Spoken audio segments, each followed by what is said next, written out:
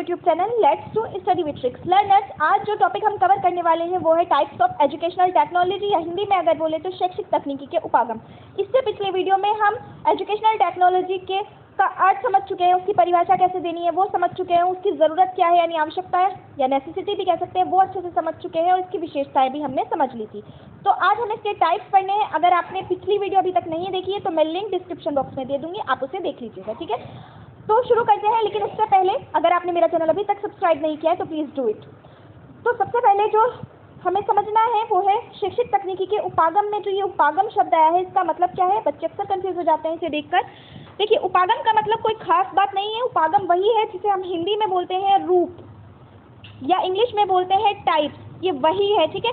तो अब हम आगे बढ़ते हैं, देखते हैं कौन कौन से टाइप्स इसके होते हैं। देखिए, ये 3 टाइप्स के होते हैं। पहला हार्डवेयर उपागम, जिसे हम कठोर उपागम के नाम से भी जानते हैं और कई बार एग्जाम में से एजुकेशनल टेक्नोलॉजी टाइप फर्स्ट के नाम से भी पूछा जा चुका है। सेकंड आता है सॉफ्टवेयर उपागम, जिसे हम मृदुल शिल्प उपागम भी कहते हैं और कई बार पेपर में इसे एजुकेशनल टेक्नोलॉजी टाइप सेकंड के नाम से भी पूछा जाता है। थर्ड है प्रणाली उपागम, जिसे सिस्टम एनालिसिस भी कहते हैं और इसी को हम एजुकेशनल टेक्नोलॉजी टाइप थर्ड के नाम से भी जानते हैं, ठीक है। तो अब हम एक एक करके इन्हें डिटेल में समझते हैं ये क्या है। तो पहले चलते हैं अपने पहले उपागम यानी हार्डवेयर उपागम की तरफ।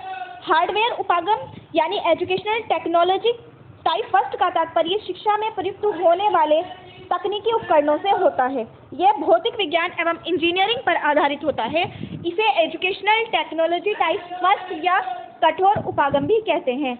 देखिए, अब इसमें वो सब आ जाएंगे जो हम पढ़ाते हुए इस्तेमाल करते हैं और वे फिजिक्स और इंजीनियरिंग पर बेस्ड हैं, उन्हीं पर बने हैं और उन्हीं के जो कॉन्सेप्ट है उन्हीं पर ये काम करते हैं, ठीक। तो थोड़ा सा और डिटेल में समझते हैं ये क्या है दरअसल। देखिए, हमने इन्हें 3 भागों में बांटकर पढ़ते हैं, थोड़ा सा आसान हो जाएगा। श्रव्य साधन, दृश्य साधन और श्रव्य दृश्य साधन, इन 3 टाइप्स के ये होते हैं, ठीक है। अब देखिए, श्रव्य साधन में वे सारे साधन आ जाते हैं जो हमारी सुनने वाली इंद्रियां यानी श्रवणेंद्रियां को प्रभावित करते हैं, यानी हमारी सेंसेस ऑफ हियरिंग को ये इफेक्ट करते हैं, वो सब इसमें आ जाते हैं, ठीक। अभी हम इनके एग्जाम्पल्स भी अच्छे से समझेंगे। तो पहले अभी समझ लेते हैं तीनों का मोटा मोटे तौर पे क्या मतलब है। दृश्य साधन का मतलब वही है जो शब्दों से भी इसके समझ आ रहा है कि ये वे साधन है जो हमारी विजुअल सेंसेस यानी देखने वाली इंद्रिय यानी दृश्येंद्रियों को प्रभावित करते हैं, ठीक। अब थर्ड टाइप में श्रव्य दृश्य साधन में वो सब साधन आ जाते हैं जो एक साथ श्रव्य और दृश्य दोनों प्रकार की इंद्रियों को प्रभावित करते हैं, ठीक। तो आगे बढ़ते हैं। अब देखिए, अब इसमें समझते हैं श्रव्य साधन में हमें समझ आ गया कि वो साधन है जो हमारे सुनने वाली इंद्रियों को प्रभावित कर रहे हैं। तो इसके एग्जाम्पल्स क्या हो जाएंगे। देखिए, रेडियो है, रेडियो पे हम सिर्फ सुनते हैं, हम उस पर कुछ देख नहीं सकते, सिर्फ सुनते हैं। टेप रिकॉर्डर भी इसी टाइप का है। तो इस तरह के जितने भी साधन है वो सब श्रव्य साधन में आ जाएंगे, ठीक। अब चलते हैं दृश्य साधनों की तरफ। दृश्य साधन में हमने समझा था कि ये वे साधन है जिन्हें हम सिर्फ देख सकते हैं, सुन नहीं सकते।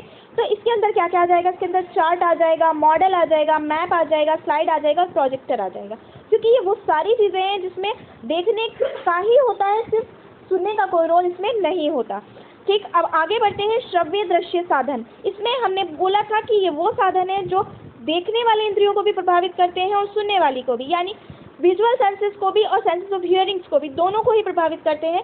तो इसके अंदर हर वो चीज़ें आ जाएंगी, जैसे टीवी आ जाएगा, टीवी पे हम देख भी सकते हैं, सुन भी सकते हैं। इसके अलावा कंप्यूटर पे भी यही है, हम देख भी सकते हैं, सुन भी सकते हैं। इनके अलावा बाकी जितने भी ऐसे साधन हैं जो हमारी दोनों प्रकार की इंद्रियों को या सेंसेस को प्रभावित करती हैं वो सब इसी के अंदर आ जाएंगे, ठीक है। तो आई होप ये आपको क्लियर हो गया होगा अच्छे से। देखिए, अब यहाँ हम थोड़े से और देख लेते हैं। श्रव्य सहायक सामग्री जो होती हैं ये सब श्रव्य साधन में आता है, जैसे radio, tape recorder, teleconferencing भी इसी के अंदर आ जाता है। कई बार क्या होता है, ये एग्जाम्पल्स दे के पूछ लेता है कि ये किस में आएगा, तो इसलिए आपको पता होना चाहिए। अब दृश्य में कौन कौन से आ जाते हैं, पुस्तक आ जाएगी, मानचित्र आ जाएगा, बुलेटिन बोर्ड आ जाएगा, चार्ट आ जाएगा, पोस्टर आ जाएगा और लाइब्रेरी आ जाएगी, ठीक है। उसके अलावा अब दृश्य श्रव्य सहायक सामग्री में क्या क्या आ जाएगा, टेलीविज़न आ जाएगा, कंप्यूटर आ जाएगा और चलचित्र आ जाएगा, जिसे हम सिनेमा भी कहते हैं, ठीक है। आगे बढ़ते हैं। अब हमारा नेक्स्ट उपागम जो मृदुल शिल्प उपागम है, या इसे हम क्या कहते हैं, इसे हम कहते हैं सॉफ्टवेयर उपागम और इसी को हम एक और नाम से जानते हैं, वो है एजुकेशनल टेक्नोलॉजी टाइप सेकेंड। तो इसके बारे में पढ़ते हैं। ये विज्ञान में तकनीकी पर आधारित ना होकर सामाजिक विज्ञान, मनोविज्ञान, विशेषकर अधिगम के मनोविज्ञान की आधारशिला पर खड़ा है। सॉफ्टवेयर उपागम से तात्पर्य उन मनोवैज्ञानिक परिविधियों से है जो शिक्षा के क्षेत्र में प्रयुक्त की जाती हैं। ये मनोविज्ञान विशेषकर अधिगम के मनोविज्ञान पर आधारित है। इसे कोमल शिल्प उपागम एजुकेशनल टेक्नोलॉजी टाइप सेकेंड ठीक कहते हैं। देखिए अभी हमने जो पहले पढ़ा था कठोर शिल्प उपागम या एजुकेशनल टेक्नोलॉजी टाइप फर्स्ट, उसमें क्या था, वो किस पर बेस्ड था, फिजिक्स पर और इंजीनियरिंग पर बेस्ड था। लेकिन इसमें ऐसा नहीं है, ये सोशल साइंस पर और साइकोलॉजी पर ज़्यादा बेस्ड है। तो ये इसके बारे में थोड़ा सा और समझते हैं, ये किस तरह से काम करता है और इसके अंदर क्या क्या आ जाते हैं। देखिए इसे भी हमने 3 टाइप्स में बांटा है। पहला हो जाता है प्रदर्शन, दूसरा हो जाएगा ग्राफिक्स और तीसरा हो जाएगा त्रिआयामी। अब ये क्या है उसे समझते हैं इसके एग्जाम्पल्स के थ्रू, ठीक है। अब पहला जो हमने समझा वो है प्रदर्शन। प्रदर्शन में आ जाएंगे चौक, आरेख, चित्र, बोर्ड, सूचना, यानी जिनके द्वारा हम कुछ प्रदर्शित करते हैं वो सब इसके अंदर आ जाएगा। ग्राफिक्स वो है जैसे ग्राफ, मानचित्र, पोस्टर, पुस्तकें या चार्ट, ये सारी चीज़ें इसके अंदर आ जाएंगी, ठीक है। अब अगला देखते हैं त्रिआयामी। त्रिआयामी में आ जाएंगे सारे वास्तविक पदार्थ या नमूने जो हम पढ़ाते हुए बच्चों को दिखाते हैं, वो सब कुछ इसके अंदर आ जाएगा, ठीक है। अब अक्सर ये नाम थोड़े से हिंदी मीडियम वालों को थोड़ा सा मुश्किल पड़ता है याद करना, तो मैंने इन्हें ऐसे याद रखा था, ट्री घर पर लिख देते हैं, ट्री यानी पेड़, घर पर। अब इसका मतलब क्या है, ट्री से हो जाएगा त्रिआयामी, घर से हो जाएगा ग्राफिक्स और पर से हो जाएगा प्रदर्शन। इससे आपको याद रहेगा कि ये तीनों इसके अंदर आते हैं, ठीक है। एग्जाम्पल्स तो याद रह ही जाएंगे, इसमें कोई बहुत मुश्किल बात नहीं है इसको याद रखना, ठीक। अपने नेक्स्ट उपागम पर चलते हैं, प्रणाली उपागम यानी सिस्टम एनालिसिस जिसको बोलते हैं और इसी को एजुकेशनल टेक्नोलॉजी टाइप थर्ड कहते हैं। अच्छा ये क्या है, अभी हमने पहला वाला समझा था कि वो फिजिक्स और इंजीनियरिंग पर बेस्ड है। फिर हमने मृदुल शिल्प यानी सॉफ्टवेयर उपागम को समझा कि वो सोशल साइंस और साइकोलॉजी पर बेस्ड है। अब ये जो हमारा थर्ड टाइप है एजुकेशनल टेक्नोलॉजी का, ये किस पर बेस्ड है, ये गेस्टाल्टवादी साइकोलॉजी पर बेस्ड है, यानी इसे हम कहते हैं गेस्टाल्टवादी मनोविज्ञान, ठीक है। अब पढ़ते हैं ये क्या है, ये गेस्टाल्टवादी मनोविज्ञान के सिद्धांत पर आधारित है। इसके अनुसार शैक्षिक प्रणाली को 4 प्रमुख तत्वों में विभाजित किया जा सकता है। प्रणाली विशेषण का प्रमुख आधार विज्ञान एवं गणित है। अच्छा यहाँ पर कंफ्यूज नहीं होना कि ये विशेषण क्या आ गया, प्रणाली विशेषण के नाम से भी हम इसे जानते हैं, ठीक है। अच्छा अब हमने इसका टाइप क्या है, इसका टाइप है साइंस भी है और मैथ्स भी है। अभी तक जितने हमने लास्ट के दोनों देखे उसमें मैथ्स किसी और का टाइप नहीं रहा है, ये पहला है जिसमें मैथ्स को का बेस बनाया गया है। अगर हम मोटे तौर पर समझें तो हार्डवेयर उपागम जो हमने पहले नंबर पे पढ़ा और सॉफ्टवेयर उपागम जो हमने दूसरे नंबर पे पढ़ा, इन दोनों को अगर हम मिला दें तो वो मिलकर जो बन जाता है उसी को हम जानते हैं प्रणाली उपागम के नाम से या सिस्टम एनालिसिस के नाम से, ठीक। अब इसे और समझते हैं, ये भी 3 टाइप्स का होता है, 4 टाइप्स का होता है। अदा जिसे हम जानते हैं इनपुट के नाम से, यानी जो हम कर रहे हैं, जो हम खुद से बाहर से कर रहे हैं उसको बोलते हैं इनपुट। फिर दूसरा है प्रक्रिया यानी प्रोसेस, जो प्रोसेस हो रही है उसको बोलते हैं।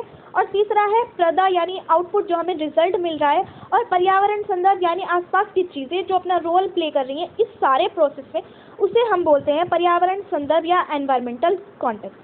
इसके बारे में ज़्यादा डिटेल में नहीं पूछता है, इसलिए आपको इसे इतना डिटेल में जानने की ज़रूरत भी नहीं है, सिर्फ ये इतना ही पूछता है क्योंकि देखिए इसका एग्जांपल आप क्या देंगे, इनपुट तो वो चीज़ है ना जो हम कर रहे हैं, प्रोसेस वो है जो खुद से हो रही है करने के बाद, और आउटपुट वो रिजल्ट है। तो इसके कोई एग्जाम्पल्स नहीं दिए जा सकते, ये कोई एग्जाम्पल से समझने वाली बात नहीं है, एक पूरे प्रोसेस को इन्होंने बांट दिया है, ठीक।